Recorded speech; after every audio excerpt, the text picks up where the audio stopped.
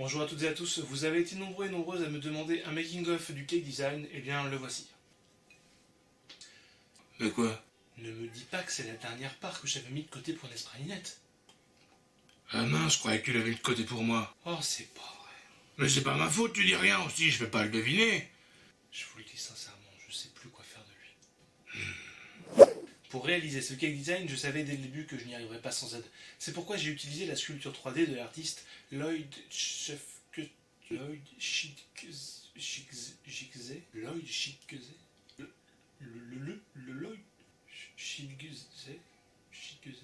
Enfin, du monsieur dont le nom s'affiche juste là, et voilà ce que j'en ai fait. J'ai commencé par découper le modèle en prenant l'intersection entre le modèle lui-même et un plan que j'ai décalé comme ça de façon extrêmement précise, tous les 1,5 cm.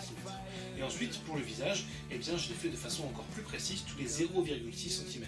Pourquoi? Parce que j'allais faire des tranches de gâteau d'1,5 cm, et mon polystyrène faisait 0,6 cm.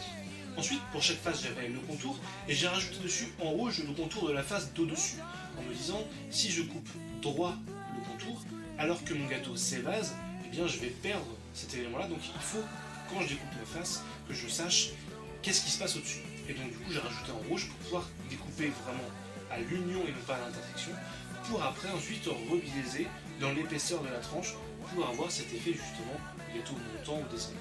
Le polystyrène, je l'ai découpé en blocs pour avoir 29 plaques de la même taille. Et ensuite, j'ai découpé toutes mes faces de polystyrène, je l'ai fait à la Dremel pour gagner du temps.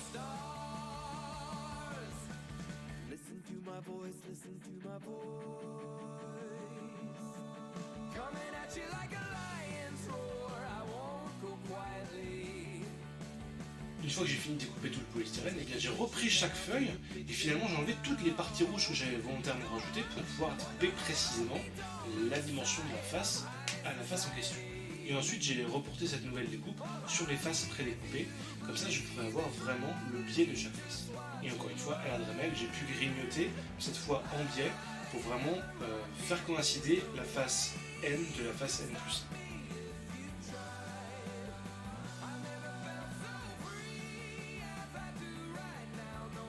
Une fois que j'ai fini de découper toutes ces faces, eh bien, je les ai toutes collées les unes aux autres, en me basant sur les deux repères que j'avais fait de chaque côté, pour être vraiment bien aligné. Et progressivement, comme ça, j'ai vu mon visage apparaître dans l'intérieur en fait du polystyrène qui va donc me servir après de moule pour mettre mon visage dedans. Ensuite, j'ai fait la ganache. Après, le problème, c'est que je ne voulais pas que la ganache soit en contact direct avec le polystyrène. Donc, j'ai fait fondre de la gélatine et je l'ai appliquée sur le fond du moule pour essayer de faire une couche de protection. J'ai ensuite coulé ma ganache à l'intérieur et pour remplir le visage, pour éviter que ce soit trop lourd, qu'il tombe en avant, eh bien, j'ai fait le mélange de marshmallow et de riz soufflé pour que ce soit léger et pour autant solide. Et donc ça a très bien fonctionné. Ensuite, j'ai recouvert de ganache pour bien lisser derrière et je l'ai mis au four. J'ai ensuite fait mon premier test de pâte à sucre colorée en jaune pour faire la plaque. Et là, j'ai vraiment galéré, j'ai vraiment eu beaucoup de mal. J'ai essayé avec le papier que j'avais découpé au préalable, ça ne marchait pas du tout. J'avais appuyé dessus en fait parce que je n'avais pas encore suffisamment d'expérience, j'ai écrasé la pâte à sucre, donc forcément ça n'a pas marché. J'ai ensuite démoulé le gâteau et là ça a été très difficile. J'ai dû couper tranche par tranche, enlever la colle finalement et puis enlever tranche par tranche de mon moule et le détruire pour essayer de récupérer le gâteau, sauf qu'au final à l'intérieur la gélatine avait enlevé tous les détails, donc j'ai pu tout reconstruire le visage, même si heureusement j'avais gardé les proportions. C'est ça quand même qui m'a beaucoup aidé. Et donc j'ai rajouté de la ganache, j'ai essayé de la lisser, je l'ai mis au frigo pour qu'elle redurcisse et je l'ai retravaillé et j'ai fait ça à un bon nombre de fois. Ensuite j'ai fait 3 gâteaux, comme vous le voyez ici, c'était le molly cake que je vous avais présenté dans une précédente vidéo, j'en ai fait 3 pour pouvoir après les découper. Et j'alternais, le temps que la ganache sèche avec le visage, eh bien, je faisais autre chose. Quand j'avais fini une étape, je revenais sur mon gâteau, et donc j'ai fait plusieurs va-et-vient comme ça avec le visage pour essayer de le sculpter progressivement. J'ai aussi alterné avec la pâte à sucre. Ensuite je me suis rendu compte que j'avais une meilleure méthode, c'était de finalement faire la plaque, les pâtes à sucre jaune, et après la laisser sécher un petit peu pour qu'elle durcisse. Et ensuite, après avoir durci, eh bien, j'ai appliqué justement mon empreinte pour pouvoir après redécouper les lettres une fois que ça a durci. Et je suis encore une fois revenu sur mon visage. J'ai fait pas mal d'aller-retour comme ça. Donc le contour du visage a été assez simple à faire parce que c'était très géométrique. Par contre le centre, le nez, la bouche, je me gardais vraiment ça en dernier parce que j'étais vraiment... je savais vraiment pas du tout comment j'allais faire.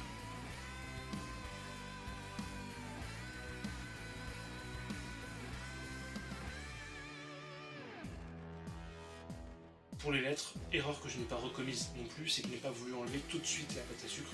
J'ai vraiment fait la découpe comme ça avec le papier, et après j'ai été progressivement, très patiemment, pour enlever chaque petit élément que j'avais pré-découpé.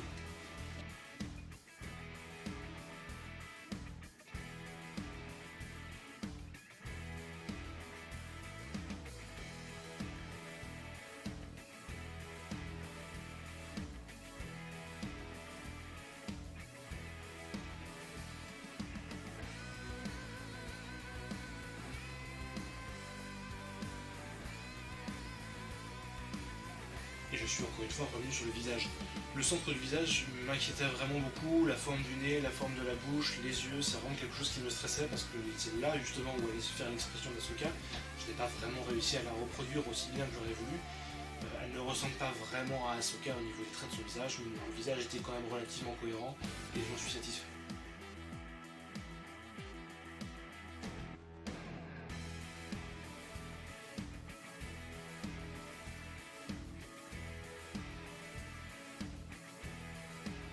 Ensuite, j'ai repris les gâteaux et j'ai coupé les tranches. Vous vous rappelez, dans une précédente vidéo, je vous avais montré, j'avais mis le petit câble de bois sous mon couteau pour être vraiment certain d'avoir la même épaisseur partout. Ça a très très bien fonctionné. Et donc sur mes 3 gâteaux, j'ai coupé des tranches comme ça.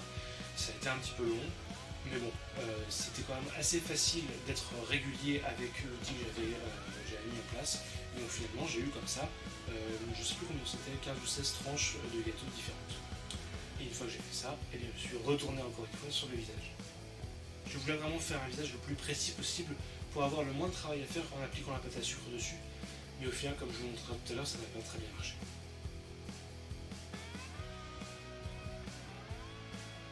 Ensuite, j'ai appliqué la même technique que pour le moule en polystyrène. Sur chacune de mes tranches de gâteau, j'ai appliqué le contour que j'avais imprimé pour bien prendre l'union. Et ensuite, j'ai redécoupé le papier pour enlever tous les côtés rouges et j'ai recommencé à tailler dans le gâteau. La seule différence, c'est que là, du coup, je vais retailler dans le gâteau au fur et à mesure que je l'ai collé directement sur le support que j'avais sélectionné.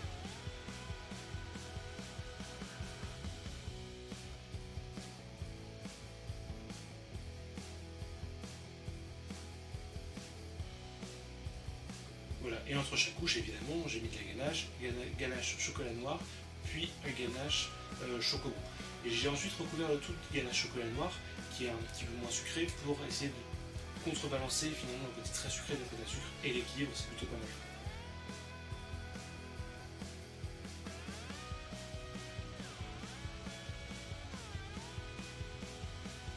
Et ensuite, quand j'étais à mi-hauteur, là où je voulais mettre mon visage, j'ai rajouté une plaque de carton avec des pics en bois, des pics à brochette, pour essayer de stabiliser un petit peu l'assise, pour que je puisse poser mon visage sans que ça détruise tout l'avant. Le visage était vraiment une étape extrêmement complexe, puisque ça allait quand même amener du poids vers l'avant, le centre de gravité était très proche du nez, avec la pâte à sucre, tout ça allait tomber vers l'avant. Donc je voulais vraiment avoir le maximum d'assise, c'est pour ça que j'ai rajouté ça. Et ensuite, j'ai redécoupé toutes les faces du haut, avec la même technique, en rajoutant du papier et en découpant. Il y a quelques sautes temporelles dans la vidéo parce qu'en fait je n'avais plus de mémoire sur la carte et je ne me suis pas rendu compte, je me suis rendu compte plus tard. Donc voilà, vous n'avez pas les dernières étapes de montée du gâteau, mais j'ai toujours fait de la même façon en me calant bien sur le rectangle que j'avais découpé. Voilà. Et ensuite j'ai recouvert de ganache. Alors le problème c'est qu'il y a des temps de pause, puisque la ganache, si elle est trop liquide, je ne peux pas l'appliquer correctement, si elle est trop dure de la même façon. Donc j'ai alterné entre des coups au frigo, puis un petit peu de micro-ondes, pour essayer de trouver le juste équilibre en termes de texture pour bien appliquer ma ganache sur l'ensemble du gâteau.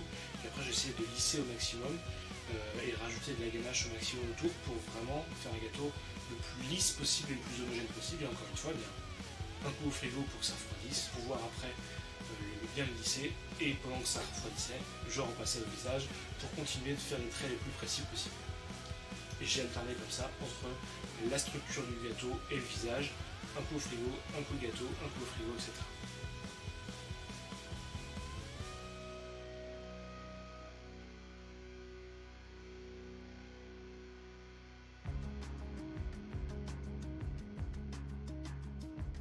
Désolé, parfois la caméra est mal placée parce que je n'ai pas pris le temps de la déplacer, je n'ai qu'une seule caméra. Et donc on ne voit pas forcément tous les détails que je suis en train de modifier ou de corriger, mais je n'avais pas le temps de déplacer la caméra tout le temps.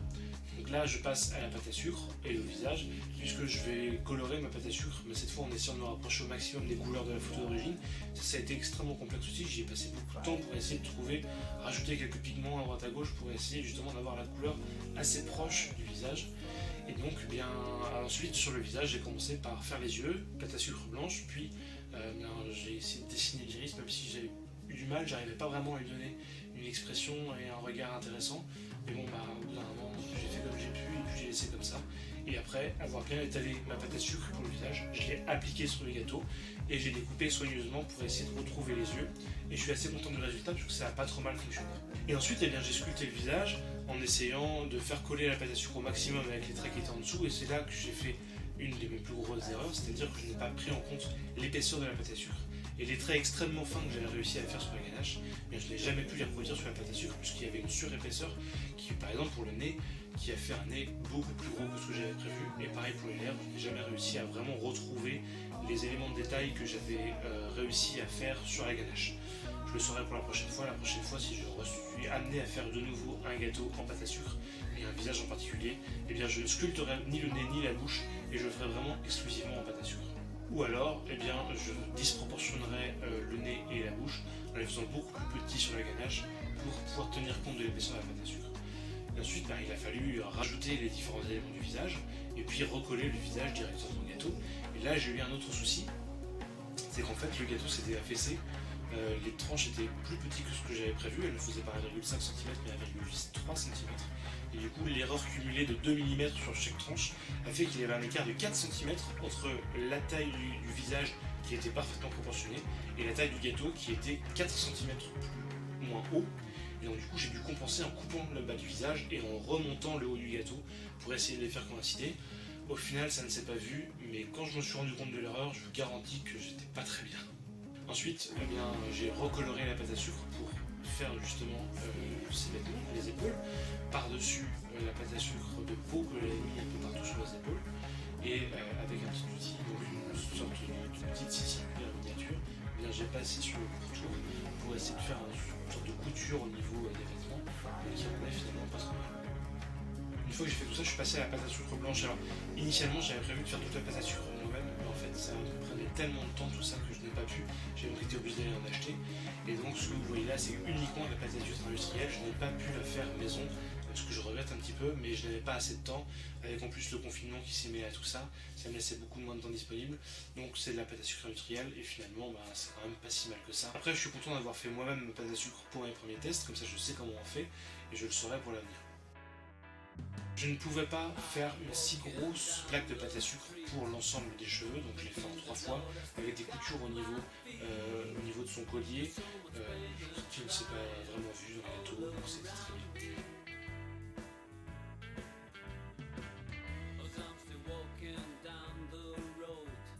Pour le bleu, ça a été plus compliqué, je n'arrivais pas vraiment à le faire adhérer à la pâte à sucre, à moins de rajouter de l'eau, et dans ce cas-là, après ça laissait des traces, ça le marquait, donc j'ai eu beaucoup de difficultés pour le bleu. En plus, j'arrivais en fin de gâteau, donc la fatigue était vraiment assez présente, et j'étais mal pressé et je commençais un petit peu à saturer, donc le bleu a vraiment été une étape extrêmement difficile. Donc, proche de la fin, et pour autant, c'est quand même compliqué, il y en a encore quand même beaucoup. Une fois que le bleu était totalement terminé, j'étais vraiment content que ce soit fini.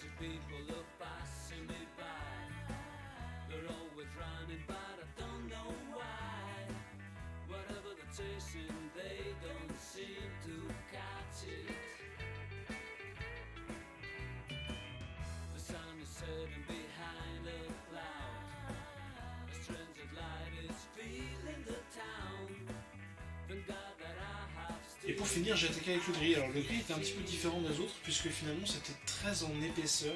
Je n'avais pas la possibilité de faire une pâte à sucre lisse. C'était donc les parties qui sont autour ici et c'était vraiment en 3D, c'était pas à plat. Donc il a fallu que je fasse une sorte de gros pâté de pâte à sucre et après je positionne et que je sculpte directement sur le gâteau. Donc c'était pas évident. Après c'était pas quelque chose d'exceptionnel non plus, c'était juste des triangles à mettre en face comme ça en 3D. Mais j'ai un petit peu galéré et je suis plutôt content du résultat. Et pour finir, donc, je travaille du minutie où j'ai justement au début beaucoup galéré parce que la pâte à sucre était trop molle et je n'arrivais pas à les mouler. Donc, ce que j'ai fait, c'est que j'ai étalé, j'ai fait plusieurs moules et je les ai laissés sécher.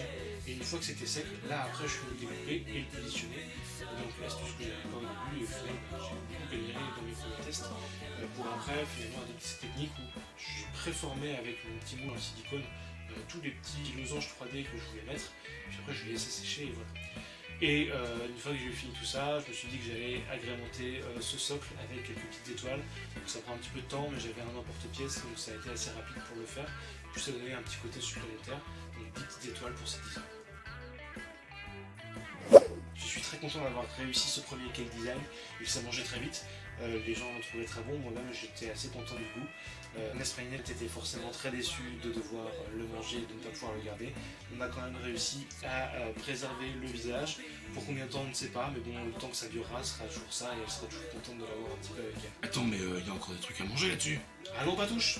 Voilà, c'est tout pour aujourd'hui. Merci d'avoir regardé cette vidéo jusqu'au bout qui était un petit peu plus longue. J'espère que vous aurez apprécié ce making of. Je vous donne rendez-vous dans quelques jours pour une prochaine vidéo et pour vous présenter mon prochain défi du mois. A très bientôt. Ciao.